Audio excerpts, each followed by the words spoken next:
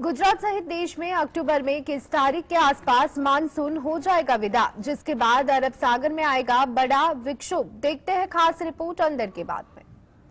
देश में मानसून फिर से सक्रिय हो गया है। दो मजबूत प्रणालियां सामने आई है, जिससे देश के 60% हिस्से में फिर से बारिश देखने को मिलेगी।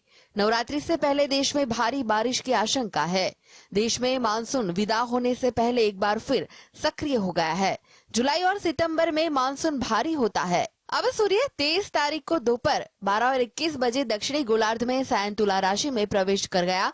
धीरे धीरे सूर्य दक्षिणी गोलार्ध में चला जाएगा और भारत में मानसून की विदाई हो जाएगी। राजस्थान में 25 सितंबर से मानसून की विदाई शुरू हो जाएगी। 30 सितंबर से बंगाल की खाड़ी में हल्का दबाव बनने की संभावना है। 2 अक्टूबर से 14 अक्टूबर तक हवा के हल्के दबाव से धीरे धीरे चक्रवात बनना शुरू हो जाएगा। 4 से 12 अक्टूबर के बीच अरब सागर में विक्षोभ आएगा। धीरे धीरे बंगाल की खाड़ी में एक के बाद एक चक्रवात बनते जाएंगे। इसका असर सीधे तौर पर गुजरात में देखने को मिलेगा। यह बारिश लाएगा।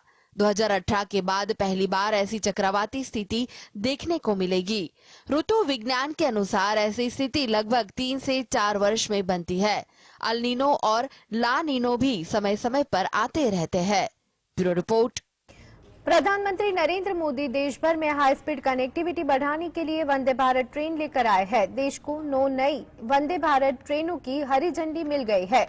इससे गुजरात को कैसे होगा फायदा, कैसे बढ़ेगा गुजरात के जामनगर का नेटवर्क, आइए देखते हैं खास रिपोर्ट अंदर की बात में।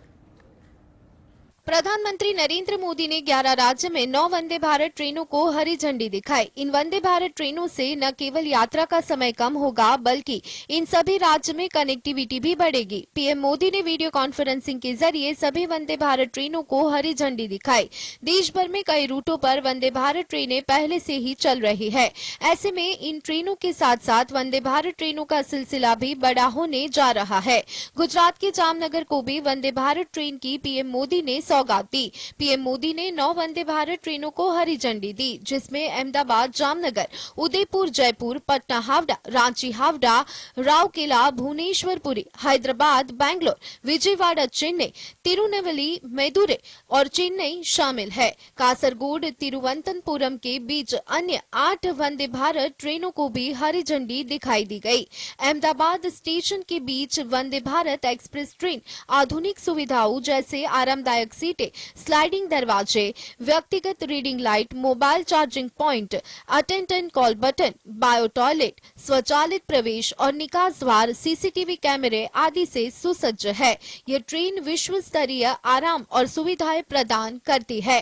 ट्रेन दोनों दिशाओं में साबरमती, सानन, विरमगाम, सुरेंद्रनगर, वांकानेर और राजकोट स्टेशन पर रुकेगी। इस ट्रेन में एसी चेयर कार और एग्जीक्यूटिव चेयर कार कोच है। ट्रेन नंबर 22925 और 22926 के लिए बुकिंग 24 सितंबर 2023 से पीआरएस काउंटर और आईआरसीटीसी वेबसाइट पर शुरू हो गया है। Bureau report, GSTV. लोकसभा चुनाव की तैयारी में जुटी बीजेपी। 2019 में जिन सीटों पर मिली हार, उन पर मंथन। जानिए क्या है बीजेपी की रणनीति, अंदर की बात में। लोकसभा चुनाव के लिए अब 1 साल से भी कम का समय बचा है। ऐसे में सत्ताधारी दल भारतीय जनता पार्टी अभी से चुनावी रणनीति तैयार करने में जुट चुकी है। भारतीय जनता पार्टी 2019 के लोकसभा चुनाव में यूपी की 14 सीटों पर हार का सामना करने पड़ा था। इन सीटों को लेकर भाजपा ने लखनऊ में मंथन किया है। इस दौरान भाजपा के राष्ट्रीय महामंत्री सुनील बंसल, प्रदेश अध्यक्ष भूपेंद्र चौधरी और महामंत्री संगठन धर्मपाल सिंह ने 2024 में होने वाले लोकसभा चुनाव के लिए रणनीति तैयार की है। राष्ट्रीय महामंत्री सुनील बंसल ने कहा कि भाजपा 2024 के लोकसभा चुनाव माइक्रो मैनेजमेंट, बूथ प्रबंधन और कार्यकर्ताओं की बदौलत जीत का लक्ष्य प्राप्त होगा। प्रदेश अध्यक्ष भूपेंद्र सिंह चौधरी ने कहा कि पीएम नरेंद्र मोदी के नेतृत्व में भाजपा के लिए अनुकूल माहौल बना है। पार्टी 2024 में सभी 80 सीटें जीतने का लक्ष्य पूरा करेगी। इस मौके पर लोकसभा प्रवास योजना के तहत मैनपुरी, अंबेडकर नगर, लालगंज, श्रावस्ती और अंबेडकर नगर लोकसभा क्षेत्रों के संयोजक, प्रभारी और विस्तारक भी मौजूद रहे। जल्द ही निश्चित घोषित होंगे इंडिया के पीएम उम्मीदवार। किस जेडीयू नेता ने किया ये बड़ा दावा? क्या नीतीश ही होंगे इंडिया पीएम उम्मीदवार या फिर राहुल या अन्य कोई नाम? क्या होगा समीकरण? आइए देखते हैं रिपोर्ट अंदर की बात में। जनता दल यूनाइटेड के एक बड़े नेता ने फिर नीतीश कुमार को इंडिया गठबंधन की तरफ से प्रधानमंत्री पद का उम्मीदवार बनाए जाने की मांग की है। बिहार विधानसभा के डिप्टी स्पीकर महेश्वर हजारी ने इस पर बड़ा बयान दिया है। उन्होंने कहा, सीएम नीतीश कुमार में पीएम के लिए जरूरी सभी गुण है। जब भी भारतीय गठबंधन पीएम उम्मीदवार के लिए नाम की घोषणा करेगा तो वह नीतीश कुमार का ही नाम होगा। हजारी ने कहा कि प्रधानमंत्री पद के लिए भारत में उनसे ज्यादा योग्य कोई नहीं है। हजारी ने आगे कहा, नीतीश कुमार इस देश के सबसे बड़े समाजवादी नेता है। खुद पीएम मोदी भी कह चुके हैं कि राम मनोहर लोहिया और जेपी के बाद नीतीश कुमार ही बड़े समाजवादी नेता है। डिप्टी स्पीकर ने कहा, नीतीश कुमार 5 बार भारत सरकार में मंत्री रहे हैं और 18 सालों से बिहार के मुख्यमंत्री है। उनसे ज्यादा कोई योग्य नहीं है। हजारी ने इसके पीछे तर्क देते हुए कहा कि नीतीश कुमार ने ही पूरे विपक्ष को एकजुट किया है, इसलिए आज नहीं तो कल उनके उम्मीदवार की घोषणा इंडिया गठबंधन की तरफ से की जाएगी। Bureau report, GSTV. कब सुबह होगा, कब शाम और कितनी देर की रात, ये सब यूनिवर्स द्वारा तय किया जाता है। लेकिन एक ऐसी तस्वीर सामने आई है जहां से दिन और रात का अंदाजा लगा सकते हैं। क्या कभी आपने सोचा है कि स्पेस से दुनिया कैसी दिखती है? आइए दिखाते हैं आपको रिपोर्ट अंदर की बात में। एक व्यक्ति जब जन्म लेता है तब से वह सुबह, शाम और रात देखना उसके लिए आम हो जाता है। लेकिन स्पेस से सुबह और शाम को होते देखने अपने आप में खास बात है। साइंस के मुताबिक पृथ्वी पर रात और दिन को बांटने वाली लकीर को टर्मिनेटर कहते हैं। दरअसल वीडियो के माध्यम से एक लोकेशन पर दिन और रात की बदलती तस्वीर दिखाई गई है। शेयर किए गए वीडियो में साफ यह बात दिखाई दे रही है। बता दें कि टर्मिनेटर एक इमेजिनरी लाइन होती है जो धरती पर दिन और रात की बाउंड्री को डिवाइड करती है। इस लाइन की खास बात यह होती है कि यह लाइन लगातार चलती रहती है। पृथ्वी के रोटेशन के अनुसार लाइन भी घूमती रहती है। इसी के द्वारा किस देश में कब सुबह और कब शाम होगी तय होता है। सोशल मीडिया पर शेयर किए गए इस टर्मिनेटर लाइन के वीडियो में दिन और रात को बांटती एक लाइन दिख रही है। बता दें कि टर्मिनेटर लाइन को फोटोग्राफ्स और एस्ट्रोनॉमर्स बेहद पसंद करते हैं। इसके पीछे का कारण उसकी खूबसूरती का बढ़ना है। Bureau report, GSTV. हर साल की तरह इस बार भी शिल्पा शेट्टी ने नाच गान के साथ बप्पा को विदा किया। इस दौरान एक्ट्रेस के पति राज कुंद्रा ने अपनी एंट्री से सभी का ध्यान अपनी तरफ खींच लिया। कैसा था पूरा नजारा? कौन कौन गणपति बप्पा की विदाई में शामिल हुआ था? आइए देखते हैं रिपोर्ट में।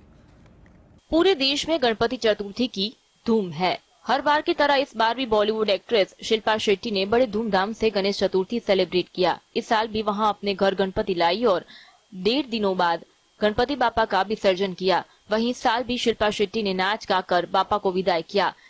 इस खास मौके पर शिल्पा ने जमकर ठुमके लगाए। वहीं सोशल मीडिया पर इसकी तस्वीर छाई हुई है। इसी का एक वीडियो सामने आया है जो खूब वायरल हो रहा है। वीडियो में आप साफ देख सकते हैं कि एक्ट्रेस के पति राज कुंद्रा ने अपनी एंट्री से सभी का ध्यान अपनी तरफ खींच लिया। वहीं विसर्जन के दौरान शिल्पा अपने पूरे परिवार संग नजर आई। इसी का एक वीडियो शिल्पा ने अपने इंस्टाग्राम अकाउंट पर शेयर किया है। वीडियो में उनकी छोटी बहन बॉलीवुड एक्ट्रेस शमिता शेट्टी ने अपनी बहन संग झूमकर ठुमके लगाए, तो वहीं शिल्पा के दोनों बच्चे भी मौजूद नजर आए। एक तरह जहां उनके बेटे वियान अपने पापा राज संग ट्विनिंग करते दिखे, तो वहीं शिल्पा और उनकी लाडली समीक्षा एक जैसे कपड़ों में दिखी। सैटेलाइट से जारी तस्वीरों में रूस, चीन और अमेरिका के न्यूक्लियर टेस्टिंग फैसिलिटी में नई सुरंगें, नई सड़कें और भंडारण सुविधाएं देखी जा सकती है। दुनिया की 3 महाशक्तियां परमाणु युद्ध की तैयारियां कर रही है या सिर्फ उसका टेस्टिंग हो रहा है? आइए दिखाते हैं आपको अंदर की बात में। दुनिया भर में आए दिनों देश के बीच तनाव के बाद परमाणु हमले का खतरा मंडराता दिखता है। इस बीच एक अध्ययन में कुछ ऐसा खुलासा हुआ है कि जो दुनिया की टेंशन बढ़ा सकता है।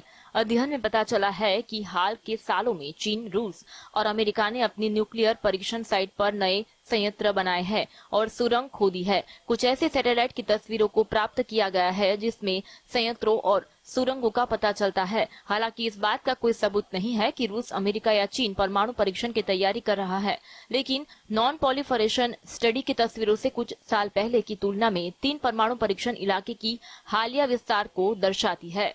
पहली तस्वीर में चीन के सबसे सुदूर पश्चिमी इलाके जिजियांग, दूसरी में रूस के आर्कटिक महासागर द्वीप समूह और तीसरी तस्वीर अमेरिका के नेवादा रेगिस्तान की शामिल है। पिछले 3 से 5 सालों की सैटेलाइट तस्वीरों में पहाड़ों के नीचे नई सुरंगें, नई सड़कें और भंडारण सुविधाएं दिखाई दे रही है। उन्होंने आगे कहा, हम वास्तव में ऐसा कई संकेत देख रहे हैं जो इस बात का सुझाव देते हैं कि रूस, चीन और अमेरिका परमाणु परीक्षण की दोबारा शुरुआत कर सकते हैं। Bureau report, GSTV।